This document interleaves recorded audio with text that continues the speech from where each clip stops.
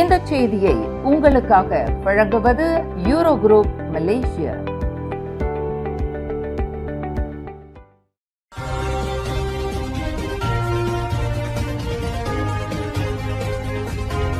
வணக்கம். திசைகளின் 5 மணி செய்திகள். சட்டவிரோத குடியேறிகள் நாடு திரும்புவதற்கான பொது மன்னிப்பு திட்டம் 2027 வரை நீட்டிப்பு.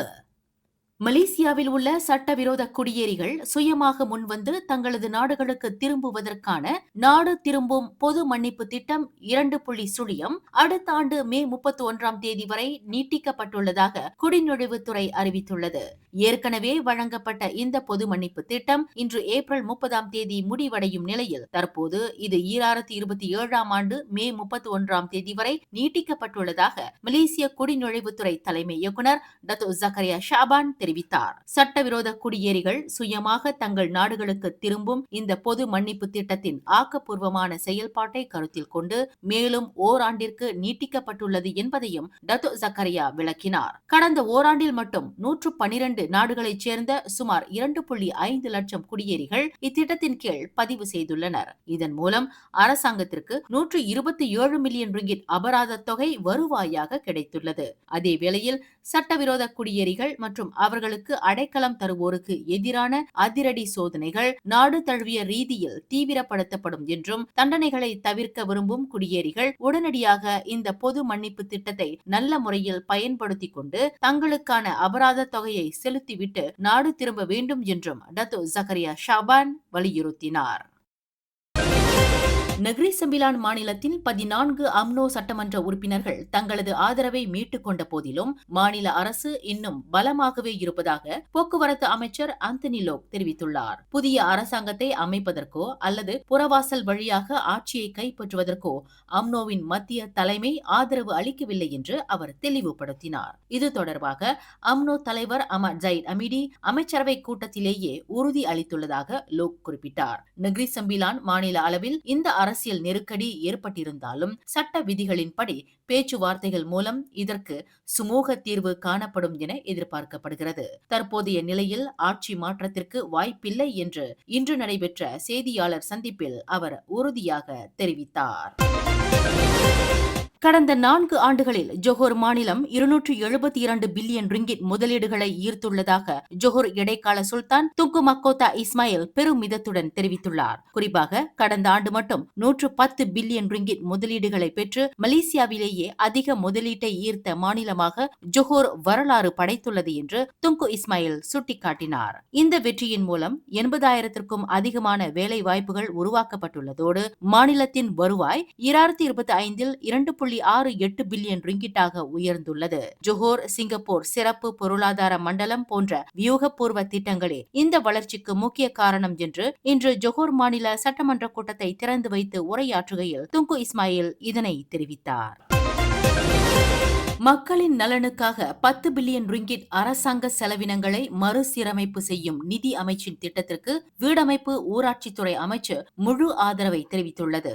உலகளாவிய எரிபொருள் நெருக்கடி மற்றும் எரிபொருள் விலை உயர்வால் நாட்டின் மானிய சுமை அதிகரித்துள்ள நிலையில் பொருளாதார நிலைத்தன்மையை கருத்தில் கொண்டு தனது அமைச்சில் 64.4 மில்லியன் ரிங்கிட் சேமிப்பை செய்ய தயாராக இருப்பதாக வீடமைப்பு ஊராட்சித்துறை அமைச்சர் ngா காமிங் கூறியுள்ளார். இதற்காக அவசியமற்ற கூட்டங்கள், கருத்தரங்குகள் மற்றும் வெளிநாட்டு பயணங்கள் ரத்து செய்யப்படும் அல்லது அவற்றின் அளவு குறைக்கப்படும் என்று அவர் விளக்கினார். இருப்பினும் இந்த சிக்கன நடவடிக்கைகள் மக்களின் மேம்பாட்டு திட்டங்களை பாதிக்காது என்றும் வளர்ச்சி பணிகளுக்கான நிதி ஒதுக்கீடு தடையின்றி தொடரும் என்றும் ngா காமிங் உறுதி அளித்துள்ளார்.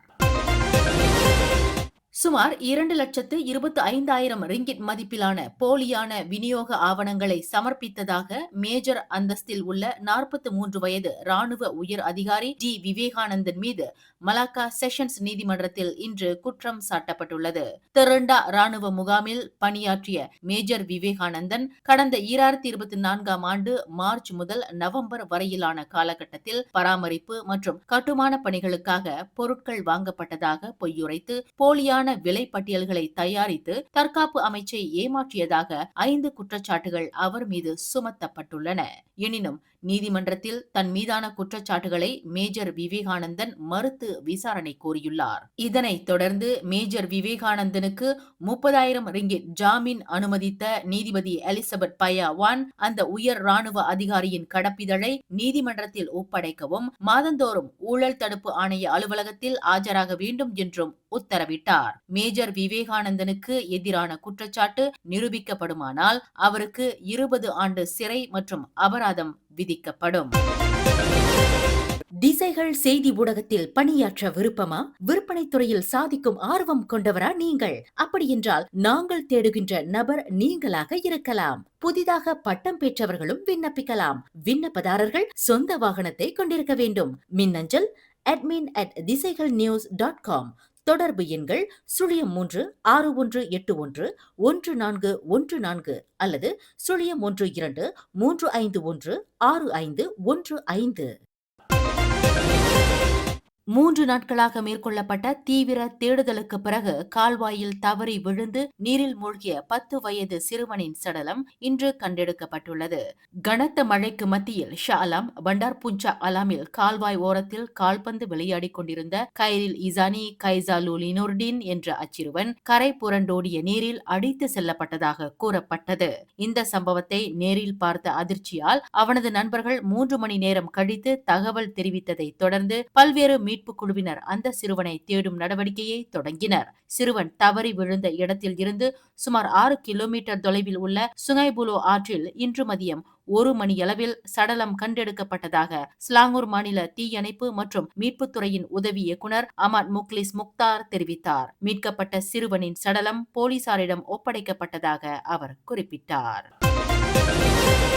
ஜொஹூர் மாநிலத்தில் உள்ள கட்டுமான தளங்களில் நடத்தப்பட்ட அதிரடி சோதனையில் 21 சட்டவிரோத குடியேறிகளை குடிநுழைவுத்துறை அதிகாரிகள் கைது செய்துள்ளனர். பொதுமக்களின் புகாரை அடுத்து மேற்கொள்ளப்பட்ட இந்த சோதனையின் போது அங்கிருந்த தற்காலிக குடியிருப்புகளில் தங்கியிருந்த 17 ஆண்கள் மற்றும் 3 பெண்கள் பிடிபட்டனர். இவர்களில் 17 பேர் இந்தோனேசியர்களாகவும் 4 பேர் வங்காளதேசத்தவர்களாகவும் அடையாளம் காணப்பட்டுள்ளனர். முறையான பயண ஆவணங்கள் இல்லாதது மற்றும் விசா காலத்தை மீறி தங்கியிருந்தது போன்ற குற்றங்களுக்காக இவர்கள் அனைவரும் கைது செய்யப்பட்டு விசாரணைக்காக சத்யா திராபிகா தடுப்பு முகாமிற்கு கொண்டு செல்லப்பட்டுள்ளனர் என குடிநுழைவுத்துறை இயக்குனர் டத்தோ முகமது ருஸ்டி முகமது டாரோஸ் தெரிவித்தார். மேலும் செய்திகளை தெரிந்து கொள்ள கீழே இருக்கும் பெல் பட்டனை அழுத்துங்கள். உங்கள் மகிழ்ச்சியை வெளிப்படுத்த லைக் மற்றும் ஷேர் செய்யுங்கள். தொடர்ந்து திசைகளோடு இணைந்திருக்க சப்ஸ்கிரைப் செய்யுங்கள்.